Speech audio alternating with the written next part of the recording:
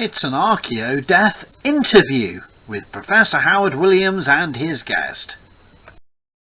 Welcome everyone to another Archaeodeath interview with myself, Professor Howard Williams, and my special guest. And we're heading into the wider universe, into the galaxy today to explore history and Star Trek with my special guest, Meredith Walker. Meredith, welcome, and please introduce yourself to our listeners.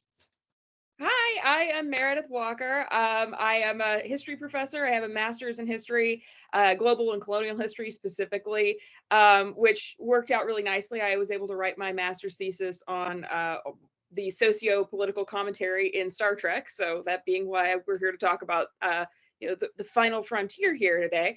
I mostly teach American history and women's history, and of course, Star Trek fit in really nicely with talking about American history during the Cold War and post-Cold War period, since it was all, written in this kind of, reflective way about those periods of time by people living through them. So it was a really fun thesis to write. Oh, this is fantastic. I'm so excited to ask you so many questions about this because I as sort of followers of Archaeodeath will know, I've been doing a whole series of archaeology and theology of Doctor Who series with that Rebel Rabbi, also from TikTok.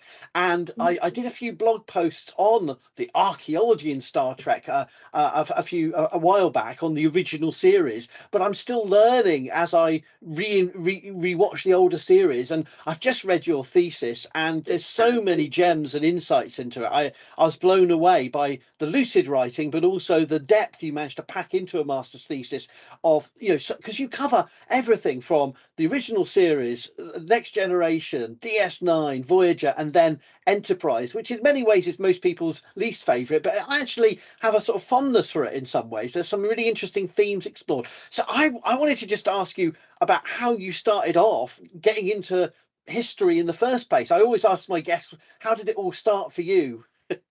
Well, it is kind of an interesting backstory. I actually really didn't like history when I was in high school. I didn't really vibe with it. English was really where I was at. I loved literature studies and things like that. I did really well in English courses, but history kind of felt boring. I had a lot of really not so great history teachers. And even when I got into college, my first round of college, I dropped out and then I went back for financial reasons. And when I was in my first round of college, when I was a political science major, and most of my history professors were just so dull. It was just like a litany of dates. It was nothing, like there was nothing really interesting about it. And after I dropped out, I took a couple of years off. I was kind of at loose ends as to what I wanted to do.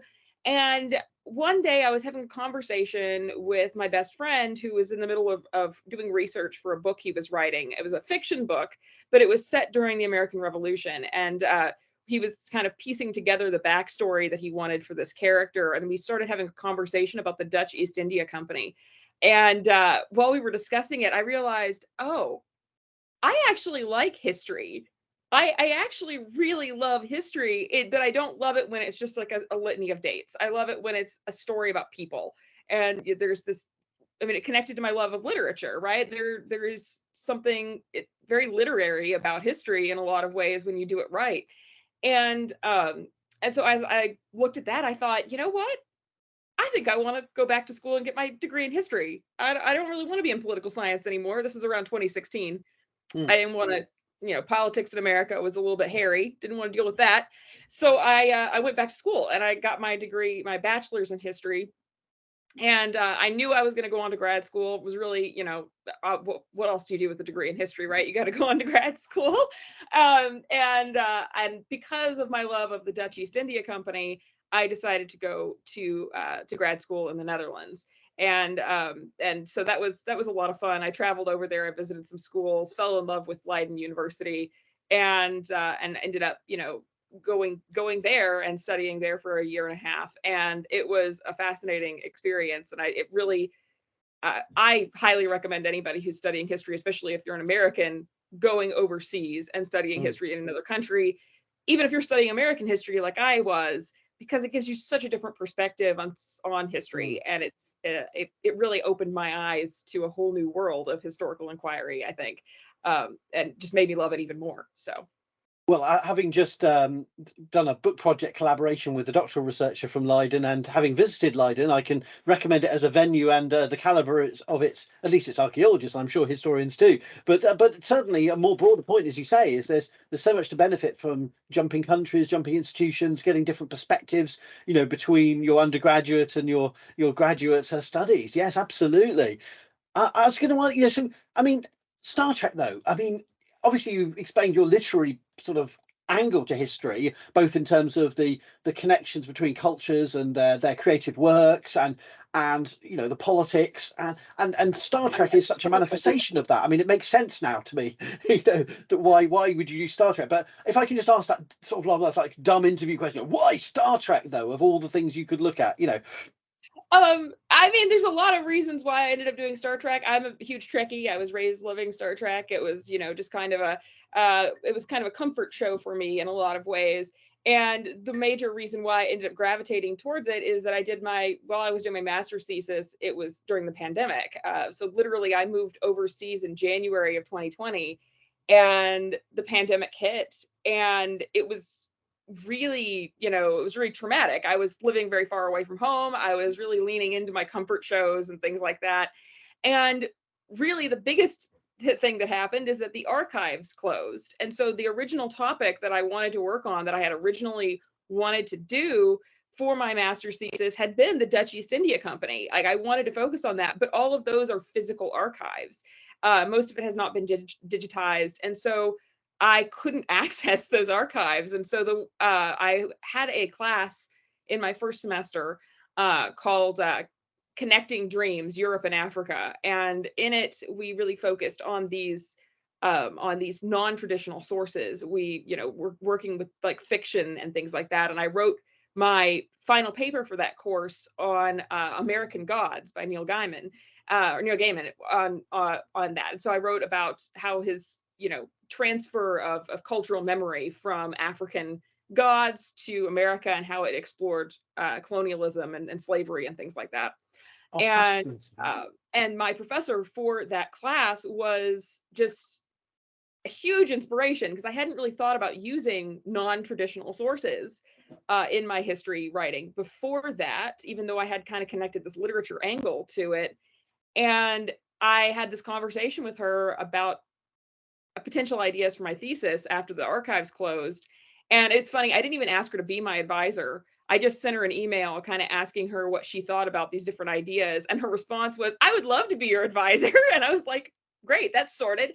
And so she's my advisor for this. And she also turned out to be a big Star Trek fan. And so when I floated this idea of like kind of exploring the colonial aspects originally of Star Trek and science fiction in general, she was in love with the idea. And so over the summer, we just like had a bunch of meetings and talked about Star Trek and sci-fi in general, and how it connected to kind of the broader political history, and that's how we came down to doing this topic particularly. Before I ask you about the thesis directly, though, I have to want to drill into this. I think there'd be listeners would be perhaps interested in learning about how people have approached Star Trek before from a historical perspective, because you have this really great sort of tripartite sort of review of cultural approach, and then a distortions of the present approach, and then the social commentary approach. I mean, I was learning from that because I wasn't quite sure how. I've been navigating various bits of literature on sci-fi and history and archaeology, and I that really helped me. So I would love you to be able to sort of synopsize some of that, if you could, please. Yeah, well, and you'll forgive me if you've read my thesis more recently than I've read my thesis. Honestly, it's not one of those things where you don't really reread it after it's done. Sure. Sorry, yes. But no, especially the historiography, like that whole section is. I have to admit, it was the worst part to write of the entire thesis. Like, they always are, though. It was just so dry, so dull. But there were some really excellent sources that I found of people who had already explored, you know, because you're trying desperately to justify the academic side of this. And there are so many people who have done work with science fiction. Some of the people that I quoted, one of my favorite pieces that I quoted in there was the one from uh, uh, uh, Koto Eshun, who talks about Afrofuturism and how, science fiction is this, it's not about the future. It's about the present. It's about looking at our present and shaping the future. And I think that that's such an important part of what science fiction does, is it kind of forces us to look at our present and look at the world that we're living in and say, that's not the way I want our future to look. I want our future to be better than that. And so a lot of science fiction is doing that. It's kind of looking at this horrible situation of if what we're doing now exists in the future, how is that going to look? And it forces us to take a heavy look at what we're doing now, which is very interesting. And so, of course, a lot of yeah, go ahead. Yeah. No, I love the way you were able to show that there's a lot of this was actually quite self-conscious by Roddenberry and the various writers, and I know we'll come on to that, but I hadn't realised how overt it was. I thought I'd always been a bit cynical and assumed that was us with Retrospective, pushing that onto these shows. I mean, some of it's quite obvious, like they have Nazi Germany in outer space, they have communists versus capitalist Americans in outer space, but then some of it isn't quite so on the nose and quite so blatant, and people might miss it if it weren't for the more subtle dialogues between characters. But I was really learning from that. That was fascinating. It's so fascinating, and I've expanded a lot even in my, because I'm working on expanding this into a book. I'm querying it to eventually write a book. And I've already been working on expanding the original series section, and I've expanded that quite a bit already, because there's a lot of episodes that I didn't have time to cover in my thesis. I didn't have space, but my thesis is already like 21,000 words. The limit was 19,000, so I was actually way over the limit anyway. So I had to cut it off somewhere, or my thesis advisor was going to have an apoplexy. She was about to. She's like, "This is too long. You can't keep going." So this is why I don't cover any of the movies at all in my thesis. But yeah, a lot of the academic work that's been done on Star Trek has really focused on the original series. Yeah. Most of it is focused around that, which is great. And it's, Roddenberry had a very specific purpose for it. It was very self-conscious in what he was doing with the politics of that era and how it was, referential to Vietnam and the civil rights era and all of those things. So I can understand why so much has been done on the original series. But what I realized as I was doing the research, I was thinking, oh, what if it's all been done before and there's nothing, that's always that crisis. Yeah. And right, you're like, oh God, what if my whole idea is bunk because everybody's already done it. But I realized very quickly that nobody's really touched the other shows very much. There's the occasional piece here and there about Deep Space Nine, especially in reference to racial issues and things like that, because it was the first one to have a black captain. And there's the occasional piece referencing feminism and Voyager because of the first female captain, but it's really not a lot that has been done that cohesively talks about all of the series, which was to my benefit because it was something new angle that I could pull on to do. If I'd just been doing the original series, I'm not sure I would have been able to find an original angle for it. But yeah, there's so much great stuff kind of dealing with science fiction as a political commentary or a social commentary in general. So many pieces that I didn't even add into the historiography, which talked about, the social and political commentaries of Dune and, and 1984, like they kind of get a vague reference in my historiography, but there's so many pieces on that. And I think science fiction is just an untapped, not completely untapped, obviously. No, we've had these conversations before about science fiction being social commentary, but I think that we forget that it's not just a social commentary on like now that we can use for political reasons now, which people are always making comments about, Handmaid's Tale or 1984 today.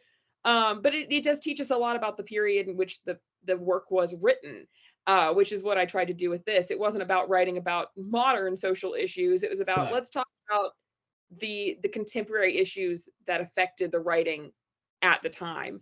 And kind of, using it as a tool to kind of look back at those periods of time, the 60s, the 90s, the early 2000s. And I suppose that's the job of a historian. Is it's easiest to see it when there's a greater distance, so with the 1960s, but when you're dealing with more recent times, it needs that critical academic evaluation to draw that out in a way. So ironically, the closer to the present, the more we need a historian to does that make sense? At least that's how I felt when I read it anyway. I think it does make sense. Yeah, I think it does.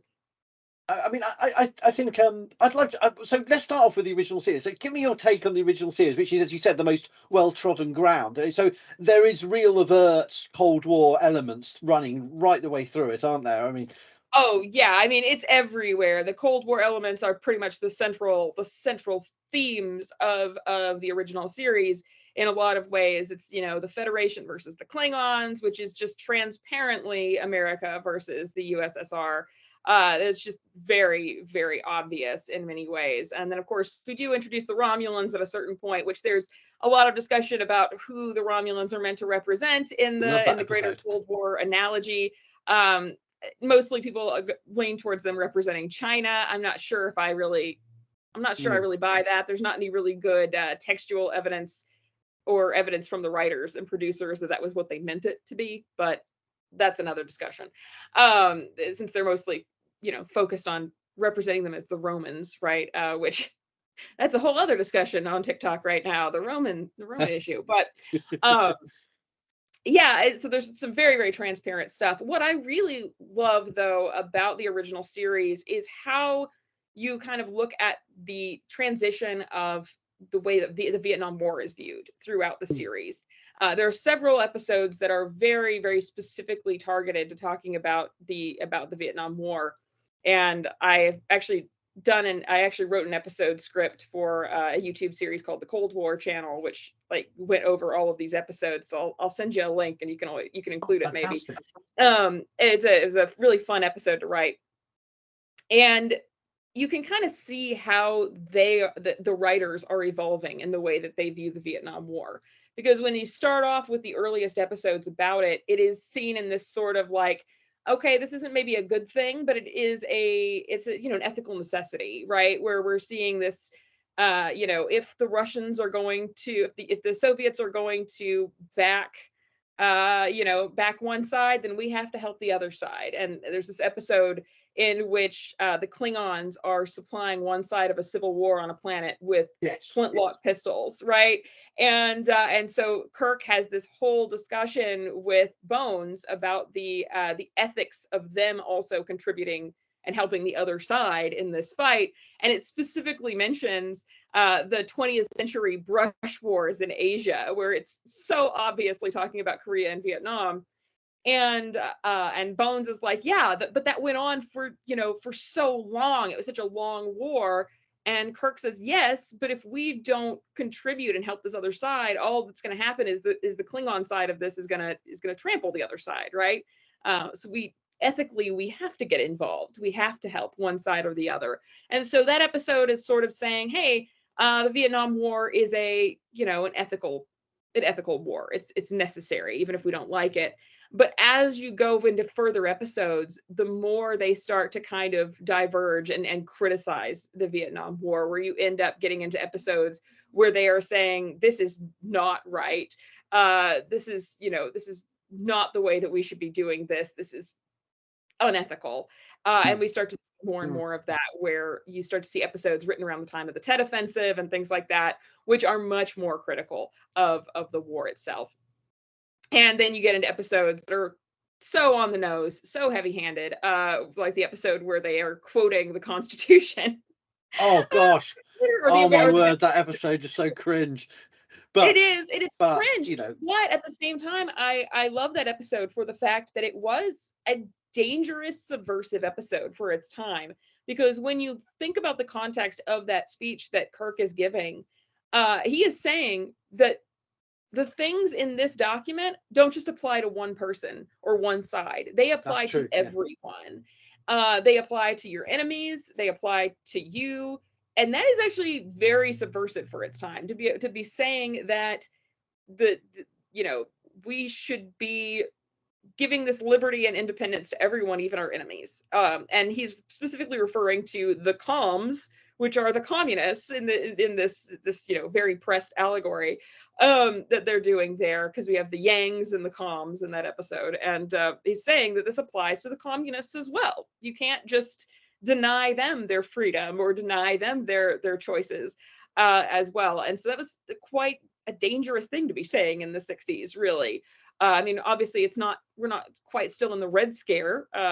That had kind of petered out by that point in America, but it still wasn't a popular idea to say that communists are people too.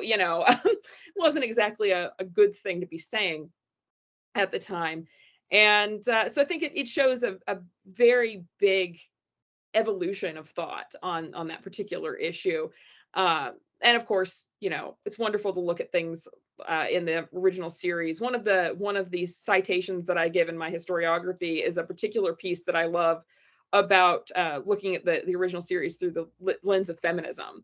And it talks about how we can't analyze the original series through the modern lens of feminism and criticize it that way and say, oh, it's not feminist because the women are all wearing, mini skirts, right? And none of them are captains. Okay, that's fair. But if you look at it from the perspective of 1960s feminism, you get a very different lens on that, which is that, the miniskirt was a feminist icon in the 1960s. Having women wear a miniskirt and be on the bridge at all was kind of a feminist statement. Not that being said, Roddenberry definitely probably had other prurient reasons for having women in miniskirts, but that's a whole other discussion to be having. Roddenberry is his own issue. Oh, right. I'm not so much of a Trekkie fan that I know all of the details of all those things, but maybe that's for another podcast or discussion. But we certainly, for me, I'm very interested in that the representations of the savage and the barbarian in those 60s episodes, because at one level they are incredibly derogatory, but they do reveal they're the other side of the same coin of trying to understand what is civilization, what is progress, and what is it to have the moral authority or position to intervene or not in these other societies and equip them and to educate them in moral values. It's incredibly patronizing at one level, but in terms of understanding the commentaries at the time, I think that's really important, isn't it? It really is, yeah. And I think one of the things that we forget is that the original series is not, in the context of academia, the original series is not really, it's not post-colonial, right? We haven't reached that at that point. We had not reached that point of really thinking about things in post-colonial terms. It's still very much a product of a kind of pro-colonial aspect, right? This idea that the West is inherently inherently better somehow because it's Western society. It's coming from from that period of time. And so we have to look at it through that lens and say, okay, yes, they're going to be a little bit derogatory towards other groups of people because they're still working in that framework of thinking that colonialism, wasn't so bad, right? We brought civilization to people, which is not a modern view on colonialism. But for the 1960s, it's a pretty relevant view. And one of the agents of colonialism, of course, is the archaeologist. And I like the fact that archaeologists are, as per usual, up to no good, causing trouble, revealing the tomb / box / temple that is going to cause all the trouble, or in some cases being seduced by Khan and all the the archaeologists are always the ones getting into trouble, and but that's what we're like, I'm afraid, or we were. Kirk doesn't like the historians in Starfleet, and if his only experience with the historians in Starfleet has been the one woman who gets seduced by Khan, I can understand why. Like, it wasn't a great representation for historians. No. So I mean, there's so much we can talk about the original series, but I think as you said, it's the subsequent series and how that develops in relation to the contemporary, roughly contemporary situations. So the next generation, I'm really fascinated by your take on that. Yeah, so what I ended up doing I was really looking for a lens, a frame of reference for it, and I was doing a lot of contemporary reading, right? I'm looking at a lot of the end of the Cold War. I was looking at a lot of the philosophies of that time period. And I, I I didn't stumble across, obviously there's two of the most major philosophical pieces written in the post Cold War period, which is The End of History and Clash of Civilizations, which, are these two. People have lots of conflicting views on them. There are lots of, criticisms of them in retrospect, but they were very big philosophical, views of the post Cold War period at the time. And I was looking for this lens to look at the Next Gen and Deep Space Nine through. And as I was kind of rereading The End of History, I realized this is exactly what's being critiqued this is exactly what the future is in the next generation. There is this corollary between the hallmarks of the end of history that Fukuyama mentions and the view of the future that the next gen is putting forward. And so I decided to write this chapter, which just kind of compared the next gen to the end of history.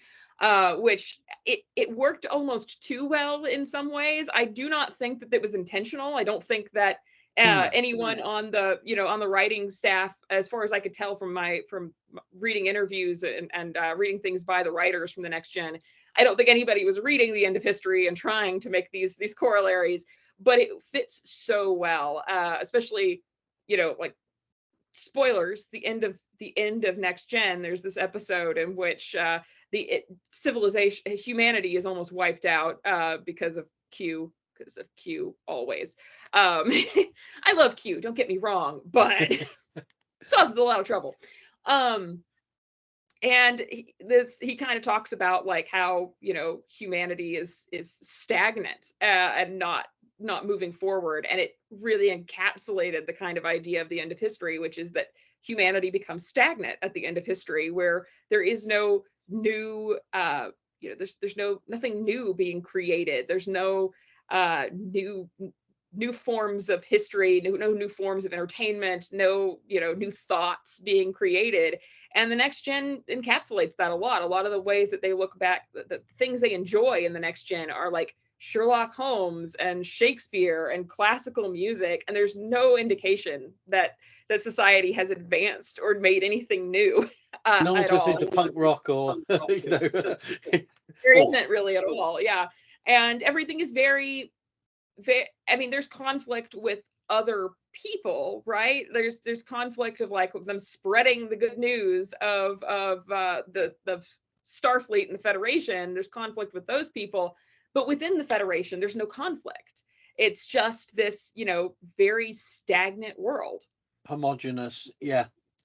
That's really interesting. And then of course DS9, which is in many ways my favorite, does sort of subvert that entire thing, doesn't it? Because it's very much about the Maquis and the conflicts between the Bajorans and the tensions and the Cardassians. Absolutely. And then it's like there's layer upon layer of inner conflict and Kira with her sort of shifting allegiances.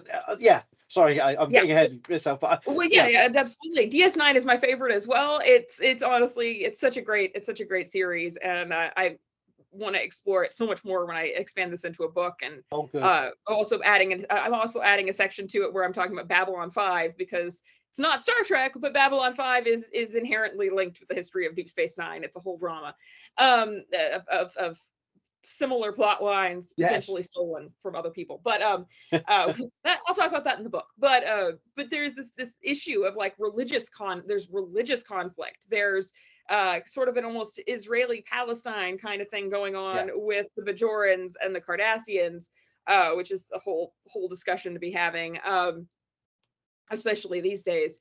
And there is so much more social conflict, and not just with the Romulans or the Klingons or the Bajorans or the Cardassians. There's internal conflict to be dealt with inside the Federation at this point, right? I mean, it's in the very first episode of Deep Space Nine, you get that kind of symbol that things are not always great within the Federation because of that conflict between Captain Picard and Sisko, where there is he has this great amount of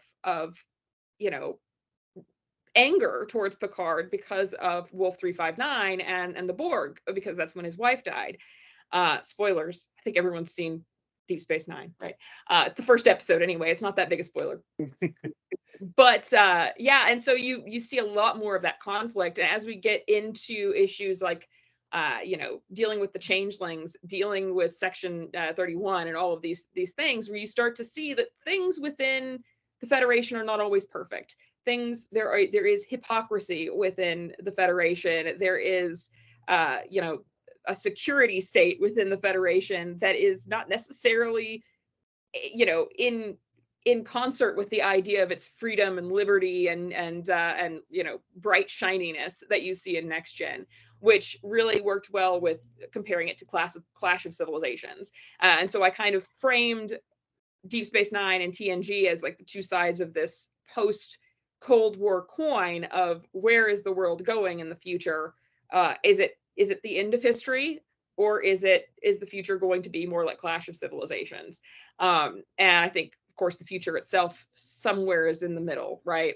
I think both of them had their fair points in both theories, both Huntington and Fukuyama, because some of it you can see that like Huntington's not entirely wrong. The biggest conflict we did have going forward in the post Cold War period was religious extremism, right? It's very much a major focus of our time. I don't think Huntington saw Christian nationalism being as big of a problem as it became, but certainly religious extremism still a major factor. And so it was very interesting to look at these two shows that they weren't on concurrently.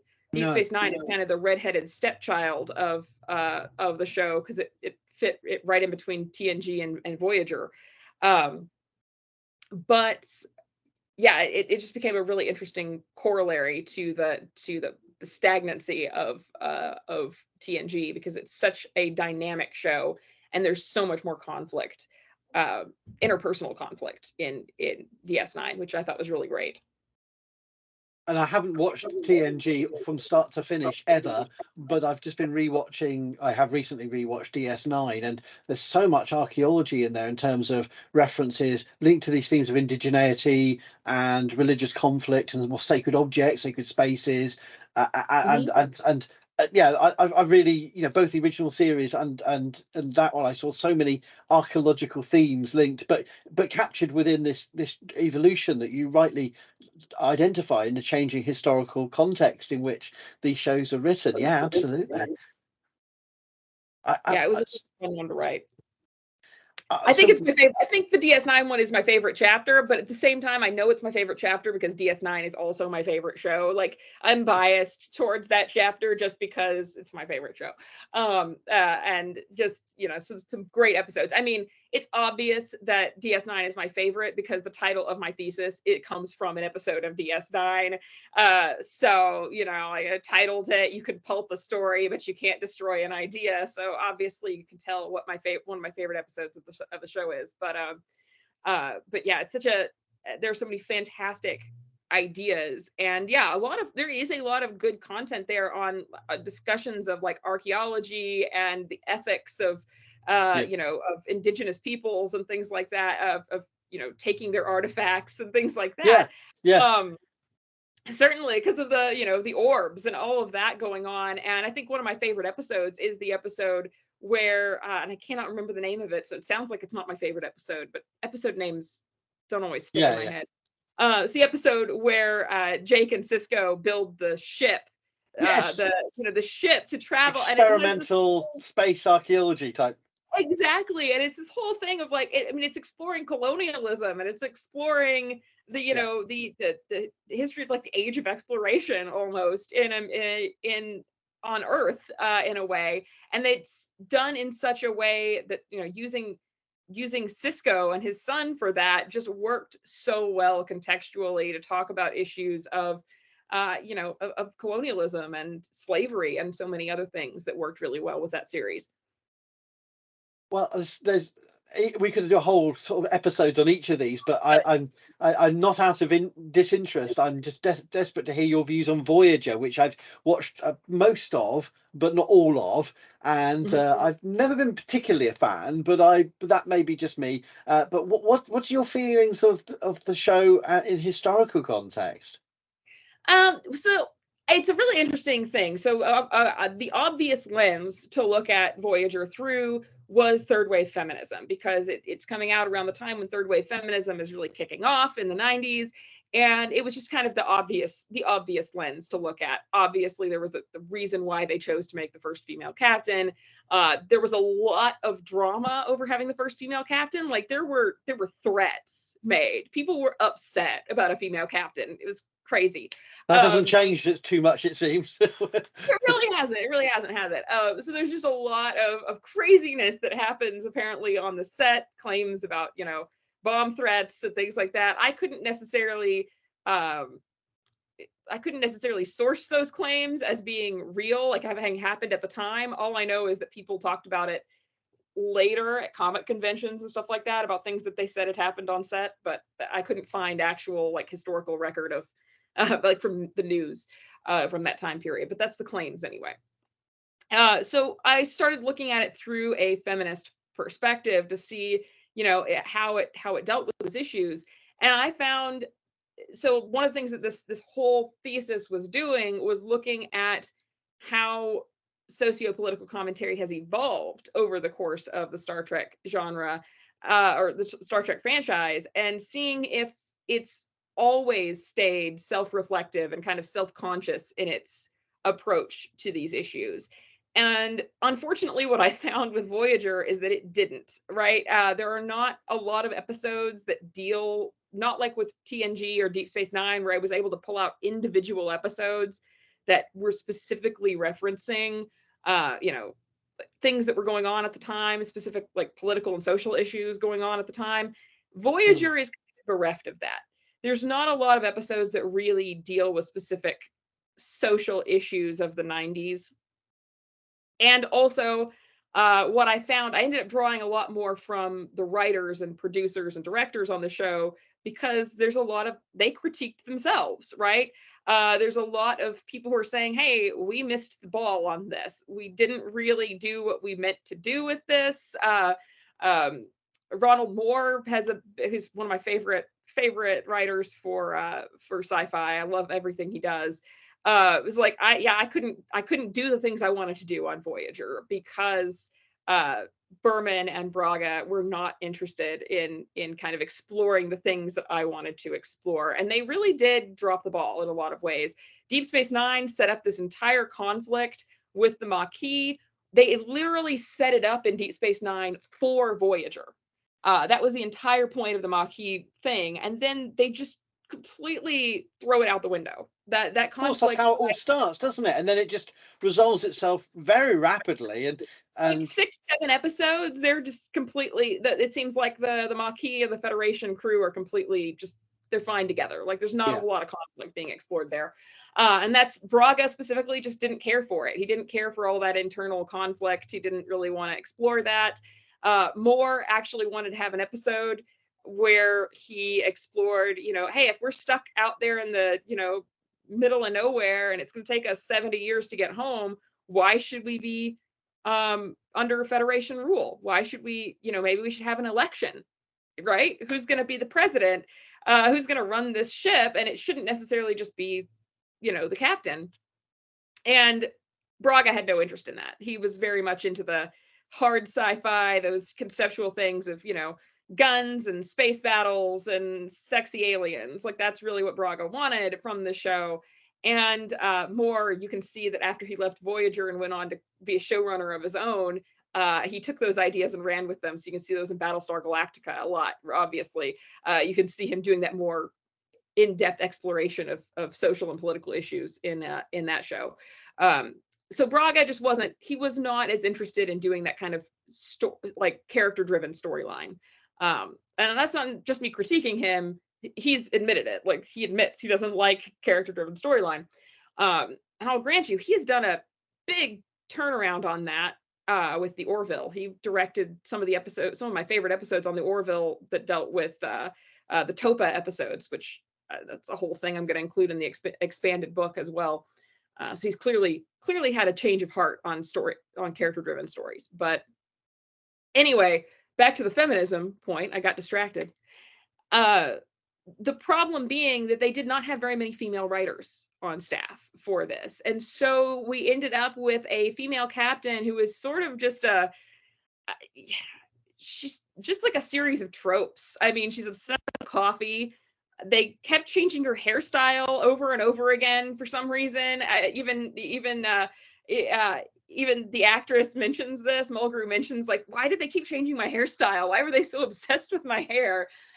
She talked about this in several interviews, and it just, she doesn't, it doesn't feel as groundbreaking maybe as Cisco did, in a way, the way that they wrote her character. And I give Mulgrew a lot of credit for, insisting that she not be given a love interest, that she not be, that we not explore her in this very stereotypical female way. But because she wouldn't allow them to have that, make her kind of the sexy female captain, Braga had to find some other places to bring in his sexy female characters.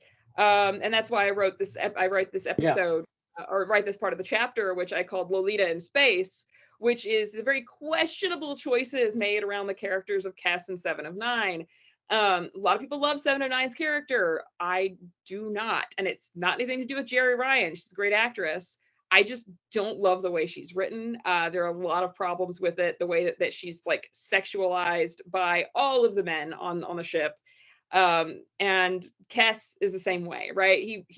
They intentionally wrote these two characters as being very emotionally immature, and even physically immature. And Kes is, she's supposed to be like, what, 2 years old, right? I mean, I'll grant you that her race is supposed to mature faster, but that has a whole lot of creepy indigenous issues too, of the way that colonialism has viewed indigenous people for a long time. There are a lot of issues there, and the way that those characters become kind of the sexual focal point of the fantasies of so many characters on the ship, I had a serious problem with from a feminist perspective. It just doesn't feel very feminist to do that. And so I don't think that they were being very, very self-conscious about the social issues that they could have been dealing with in the show. That's really interesting. And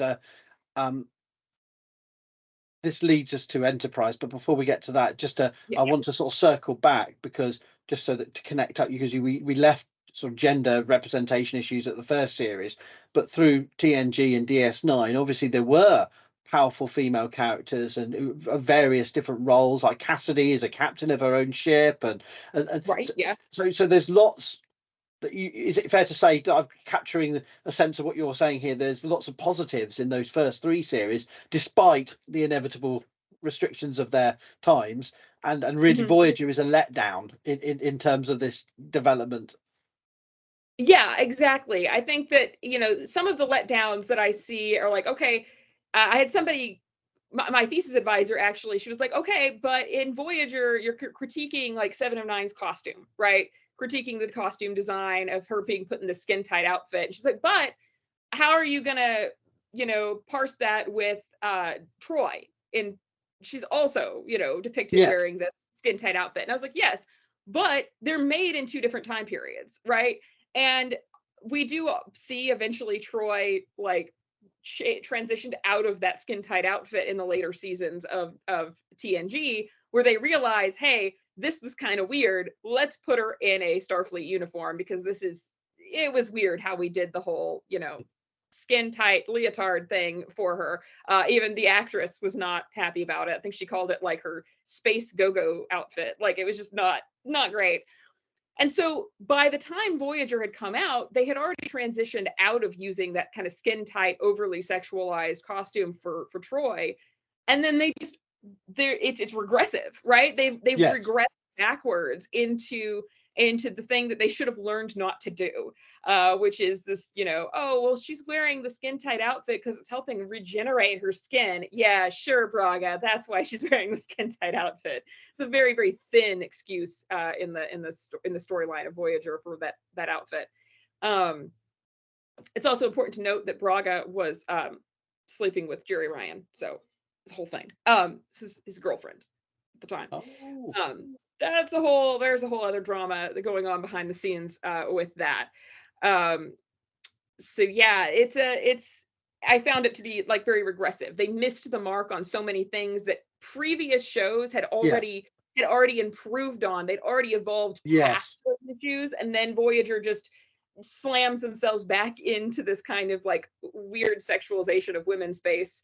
And I don't even know how to explain why, really. And I do know how to explain why. It's Rick Berman and Brandon Braga. Like that's it. I have a lot of feelings about those two. There were a lot of angry things sent to my best friend, who's also a Star Trek fan, while I was writing this, where I'd just be like, look at what Braga said about this. And be like, wow, it's worse than I thought. So but the reason can I also say, before we go on to Enterprise, the other point to make here is that the reason you're departing in your commentary from social political commentary in that show more broadly is that unlike the other shows, there really isn't any coherence. Yeah. So it's not just the gender aspect. But it's not only the gender aspect. It's also other commentaries. There's none of that sort of strong. Yeah, absolutely. Yeah. Yeah, there's not any individual episodes. I couldn't find, individual episodes, not like in the other the first three shows that were making specific social commentaries. Like in Deep Space Nine, you have an entire episode that's dealing with like prayer in schools, right? That's a very specific social issue and political issue of the time. And so you have lots of these individual episodes dealing with that. And then Voyager it's a space opera. It's not got that character driven. It's not got those intentional self-conscious representations of modern issues going on throughout the plots. And you see that also and then a lot of what I did was reading, interviews from the writers and showrunners and things like that. And they don't mention those specific, impulses in their writing either, the way that the writers in the original 3 series mention it. So it just was very obvious that there wasn't an intentional, coherent message being put forward by the show. Okay, then. Well, let's get on to Enterprise, and I want to ask you. I want to sort of. I really enjoyed this section of your thesis because I hadn't thought about Enterprise this way, because I'd seen, I think, the first season at the time, and then season 2 and 3 I've only seen recently, more recently, and I didn't honestly, because of that disjunction in my own experience of the show. I really, now you say it, now I see it, Right. So so tell us about your take on Enterprise. Right. So Enterprise, it suffered from the exact same problem. I was sitting there going, okay, the first season doesn't really have any coherency, right? There is this attempt at a major plot line with the temporal Cold War. Like, I think that the intent was to kind of return to the Cold War narrative of the original series, which fits since it's a prequel. But they lose that very quickly. Like the temporal Cold War kind of ends up as a lost plot point that's never really delved into. It's never really resolved. Which fine, the show got canceled. It wasn't, they were eventually, ended, and they just never revisited that major plot point. So what really is interesting is that you begin to see a cohesive theme start to build after 9/11. So the first season is not, it's not post 9/11, so you don't really see that in the first season. But once 9/11 happens and you start to see episodes written after that, you start to see a very self-conscious look at 9/11, but not in a critical way. It's not being critical, because nothing in the post 9/11 world was critical of America's take on the, on what we did in the Middle East. Like, we're very raw pro military, pro America in that time period. And that really shows through in Enterprise, because so much of what is done in there is the discussions of enhanced interrogation, discussions of religious extremism, all of those things. And they are always put in enhanced interrogation is shown in a positive light in the show. The actor is talking about how it's okay, and the writers are talking about how it's okay because that's a bad guy, and doing it gives them the information they need to stop an attack, so it's reasonable to do what they did. And in fact, they're suffocating the guy, right? It's very much a self-conscious discussion of waterboarding in its way. And so it's a very weird positive kind of look at a security state and a very militaristic kind of concept. And then, of course, the attackers are so transparently religious extremist Muslims. It's almost embarrassing for the writers to have written these characters to be so transparently obvious. We have these religious extremists who are coming to attack, who have attacked Earth and killed a bunch of people. In fact, one of the episodes, some of the religious extremists are suicide bombers. Like, it's very, very obvious what they were going for here. And I found that it was a very good mirror for society at the time.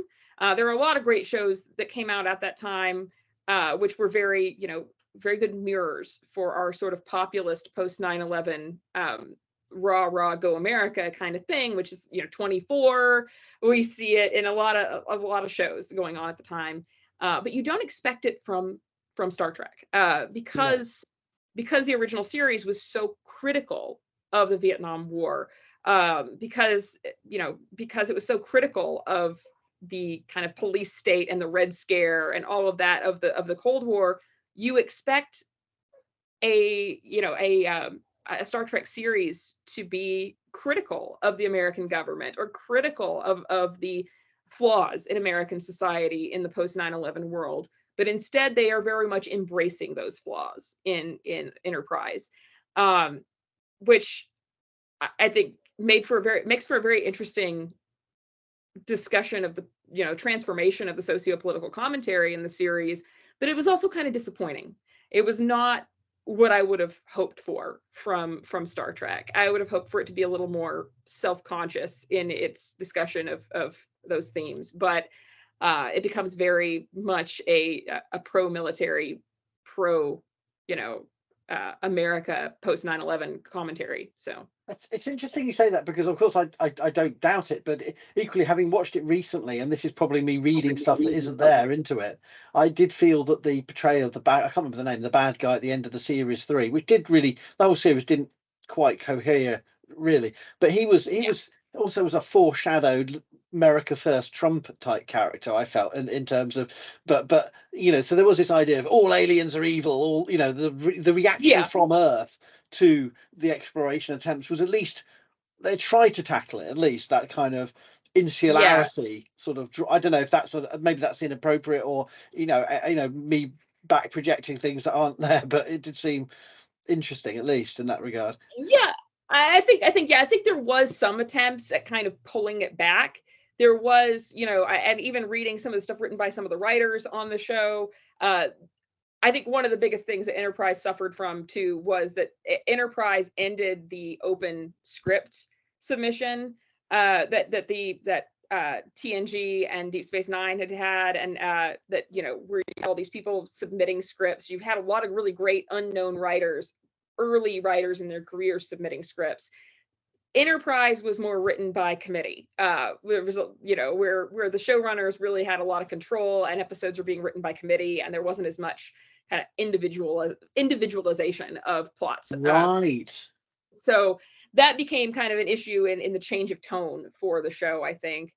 And I think some writers did try to pull it back. Some of them did try to be like, hey, we're reaching an uncomfortable level of like pro-government propaganda with this show.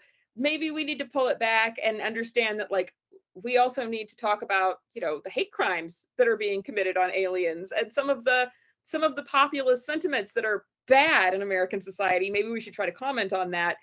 And so you see it occasionally. You see little like windows into an attempt to do that, but it overall, the cohesive, there isn't really a cohesive plot line, but the cohesive themes of Enterprise end up leaning towards that populism in American society, which is not surprising given that, that was like the big new rays of populism in America comes after 9/11. So what's your, I've got further questions, so I'm not trying to wrap up, but what's your takeaway from the thesis overall, before we explore some broader themes? What do you think, what's your take? It's been some time since you wrote it now, but what do you think are the things that, you feel you emphasize that?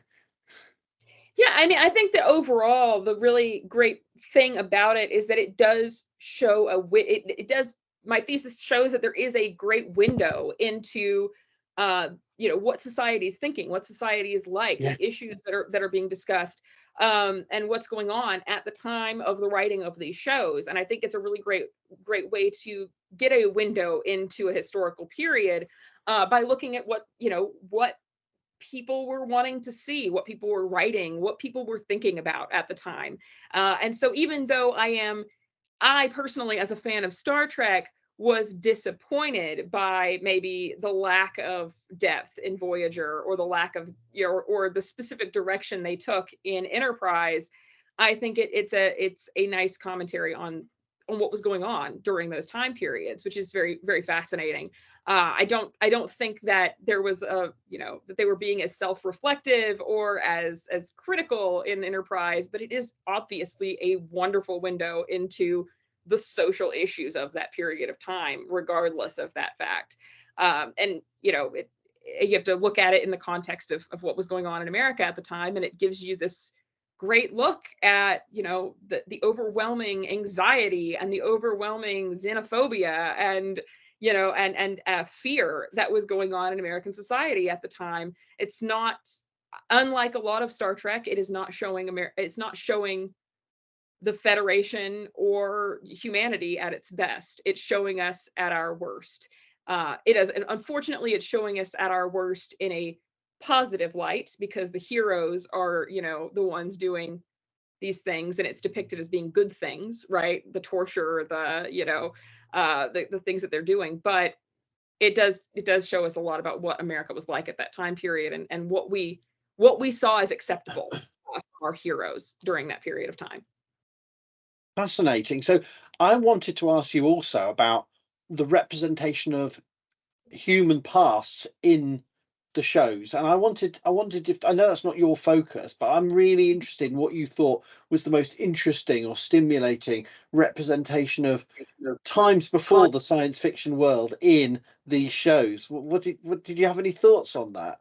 So like kind of the historical episodes, like the episodes that get set Yeah, in I mean, house what do you and think things? is, I mean, some of them obviously are, we've already talked about a few, but is there anyone that step up in any of the series that stand out as? There's a two-part episode, and again, I'm missing the name of it. I mentioned it specifically in my thesis.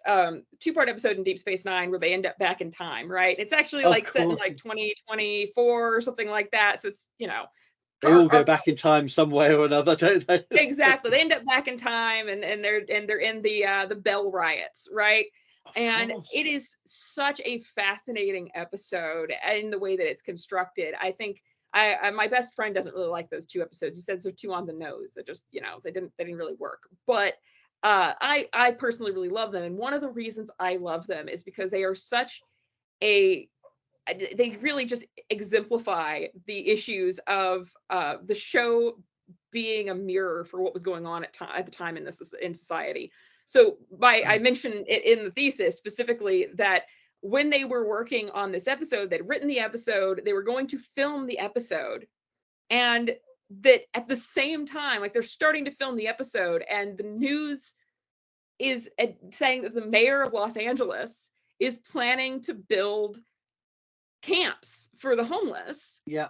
And he's like, the whole plot of this is the Bell riots occurring in these sanctuary districts, which were these places built in the early 21st century to house, to house the homeless and and whatever, and they turned into basically prison camps.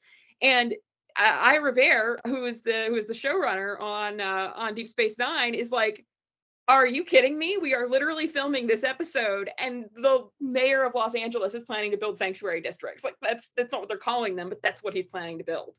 And it was not an intentional comparison, because the episode had already been written before this news broke. Oh God. But they were so on the nose for kind of the social issues that were occurring in Los Angeles at the time, or just in general in America, that they'd stumbled across an episode that was a direct corollary for something going on at the time, which I thought was really fascinating. So it's one of my favorite episodes as a result. And of course, there's so many great time travel episodes in Star Trek. I particularly do love of course, the episode in the original series where they go back to, post World War II, and, they have to struggle with this idea of letting a pacifist die so that World War II goes the right way, and Oh yes. so that's a really great episode as well. But I think that Deep Space Nine two-parter is probably my favorite, especially in the context of my thesis. So I have to share my least favorite historical representation. It's not about time travel, but is the episode where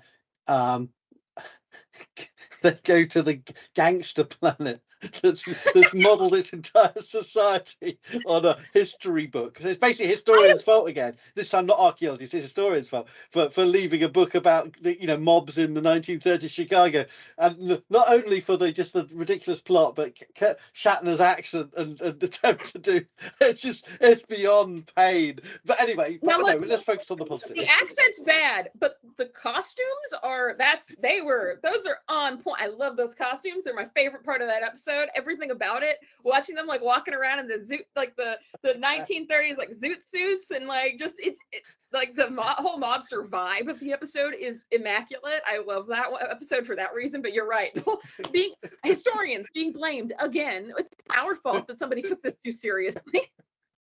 But seriously, I'm trying to get back on focus without just ranting about things that make me frustrated. But I mean, I would like to ask how this relates to your ongoing work in more public facing history generally, and your thoughts on how obviously you're doing your own research. I'm looking forward to this being a book. The topics that engage the public, that are but use media that they're familiar with. I mean, that's not only why Star Trek's important, but it's another mode and way we can think about the historical past and the relationships to our creative industries and so on. But I mean, I just wondered what your current mood is. Is it optimistic or pessimistic about being in a public historian?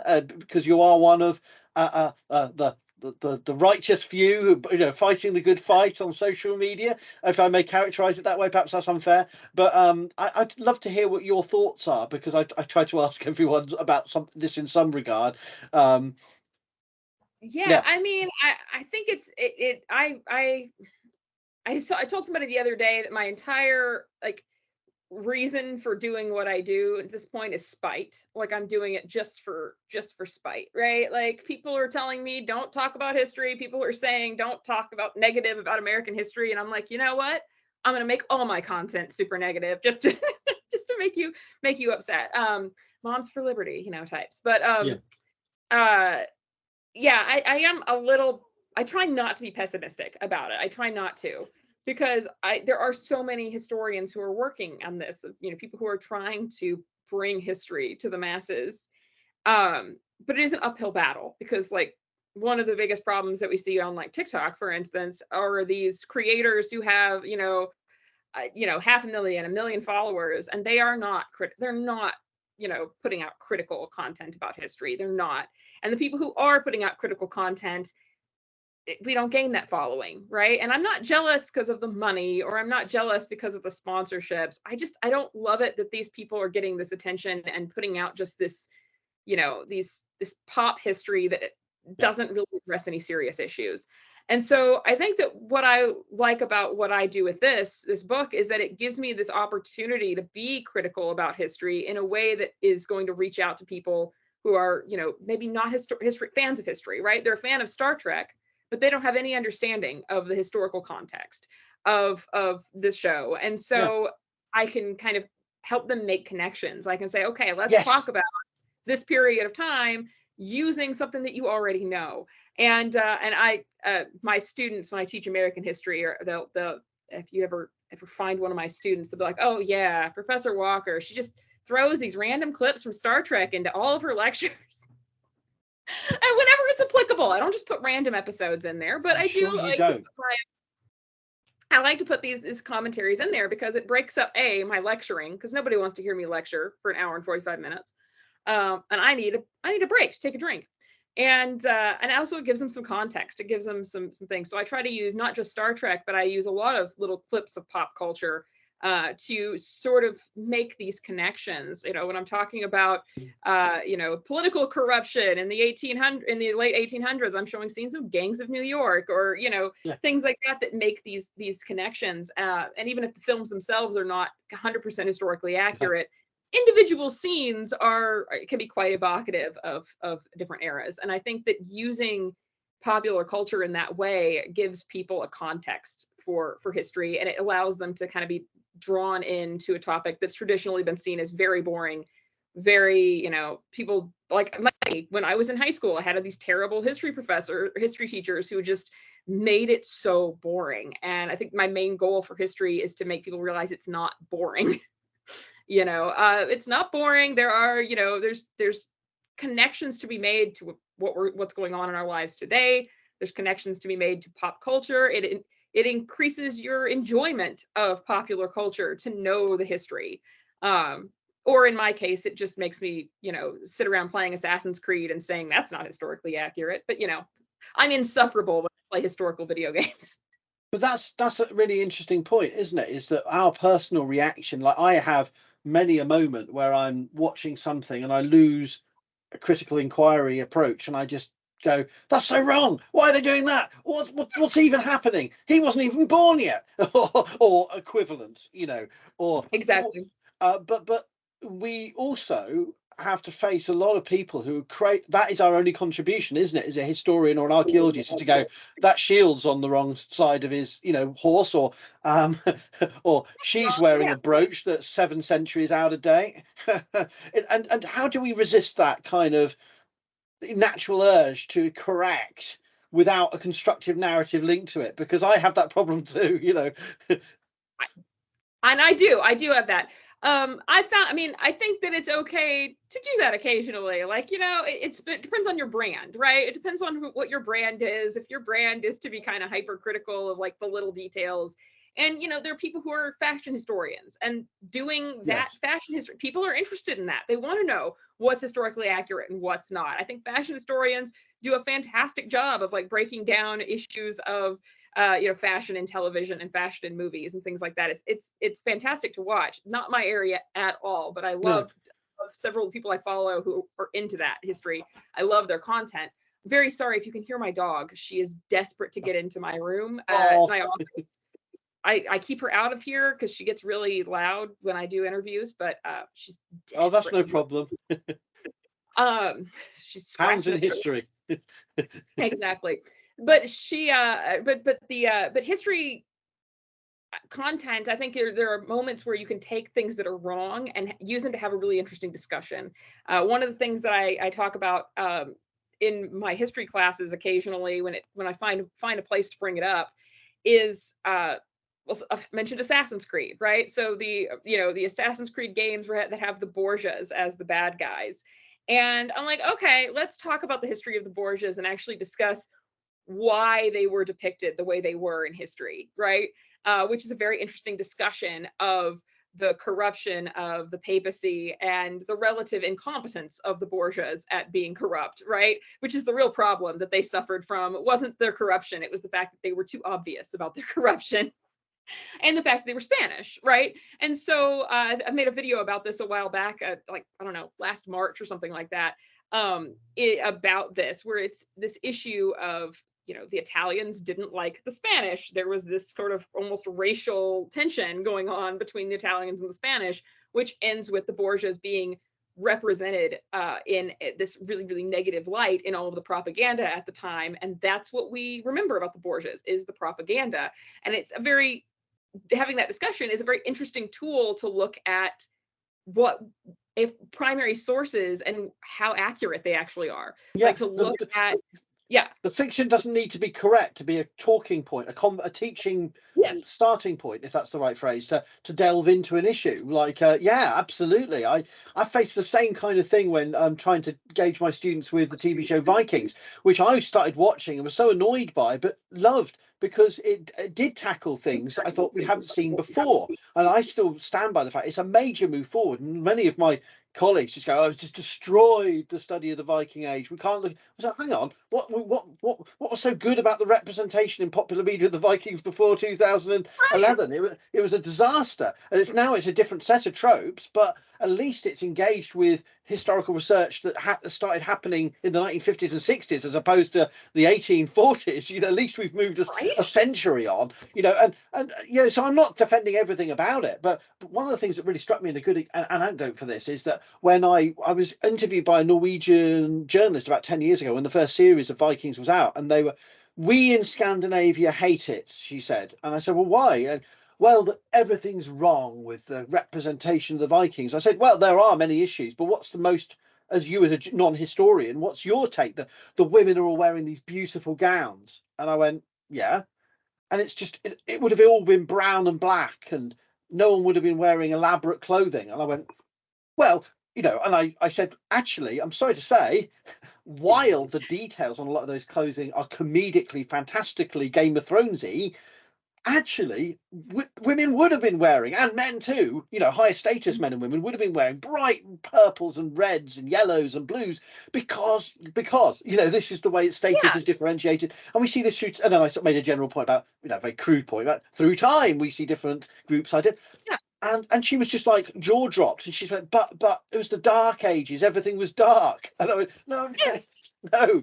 And it's amazing the things that people think they know about history. So the things they think are wrong about these shows are usually not the things that are actually wrong. And so it opens up a whole, these examples of pop culture, whether it's science fiction or it's historically set pieces, opens up an entirely new avenue to discuss the historical inaccuracies, but also the kind of baked in historical inaccuracies that we all believe in, that have just kind of become part of the structure of society. I was talking about, I just did an episode of my podcast about what women's history is. And I talked about the concept of structural bias, right? Which is just these things, I like to quote Mark Twain, "It's not the things you don't know that get you into trouble. It's the things you think you know that you don't," right? Like you think you know something and it's not an accurate representation of history. And that can be some of the most annoying stuff to combat in a lot of ways, because we know that the Dark Ages was, you know, it was dark and it was terrible and nobody bathed and people got married at 12 years old and all that stuff, and none of it's accurate, right? No. And that's almost one of the most annoying things to combat, is the stuff that people just, they're so sure that they know what life was like, and they don't know it all, you know. Yeah. So, I mean, we all face it, but it even happens in science fiction worlds as well. People are so invested in one particular version of a show that they go, "Oh, that would never have happened. The spaceship can't turn like that." But all the other shows that show spaceships do right angle turns in mid-space, that was okay, was it? You know, and well, yeah, but that was, oh yeah, you know, right. I mean, I'm all for consistency within a franchise. Like I would rather have some consistency between shows. Like if, you know, the original series says something and then like something else goes completely haywire in a later season of it, I'm kind of like, I kind of wish that you'd maybe, you know, had a show Bible where you kind of had a consistent technological thing. But I understand that you're not necessarily always going to do that. But like between series, it's like, just, you know, like let it go. It's not that serious. Like let's let the show be a serious commentary on social and political issues and not worry so much about the technical aspects of the show. Exactly. So we've covered such a wide range, Meredith. Is there anything we haven't covered that you really want to get across, and thinking about Star Trek and history, that we before we close? Biggest thing. I do not like those reboots. J.J. Abrams is on he's on my naughty list. I don't like J.J. Abrams for those. I do like a lot of his shows, but not those films. And my biggest problem with it is Kirk is not some like meathead jock who's flirting with everybody. Watch the original series. He is described as being a textbook with legs, and he is actually quite respectful of women in the original series. That's one of my biggest issues with modern versions of Kirk, is that Chris Pine's Kirk, I don't know what they were doing with that, but that is not a good representation of Kirk. No, that was interesting, wasn't it? And I've watched 3 series of Discovery. I watched the Picard 3 series, and I'd love to have a further follow-up conversation when you're in a position to evaluate some of those. But there's so many new shows now, and Strange New Worlds I haven't even looked at. And I mean, it's good that they're continuing, but I think some of them are very. We've got to please the fans by showing we've got to have another time travel series or another time travel, and some of it's like, Yeah. oh, do you though? Do you? And some of it is really good. So I look forward to discussing with you some of the themes that come out of those Yeah. shows. And I But could have a some, whole conversation about the stagnancy. I think there's that discussion again of the end of history, right? The fact that we just keep repeating the same stuff over and over again, reboots of reboots of reboots, which is a whole other discussion. But I'd love to have another discussion about that at some point. well, it's been a real pleasure, and thank you so much for all your time and your enthusiasm. And if it's with your permission, we'll put links to all your podcast, because you're a podcaster, and all your other. And if you like the thesis, we can put in the description so that people can Oh, go sure, and yeah. dip into it themselves. Absolutely. We'll put a link to it. Yeah. And I'm, eventually, hopefully I'll get an agent, and I'm querying it right now to see if I can expand the book into something. So I'm actively doing that. I just started doing it this week. So hopefully I'll get some bites on it, since I already have 20,000 words written on it. Right. Hopefully someone will bite as a potential book, I think. They should, and you heard it here. Yeah. So, but thank you so much. And it's been a real pleasure. And let's just look forward to more Star Trek. Let's boldly go boldly into more explorations of this, and I hope it encourages others to sort of get involved in thinking about these links between science fiction and history. It's fantastic stuff. So thank you so much. Thank you for having me. It was really fun. I don't get to talk about Star Trek and history as much as I'd like, so it's great. Well, that's brilliant. I mean, I think we covered a heck of a lot there, and I know it inevitably can't do everything, but let me just, before I forget, shut down the interview. Stop recording, which does mean I was recording, which is my. For relaxing times, make it Archaeodeath time.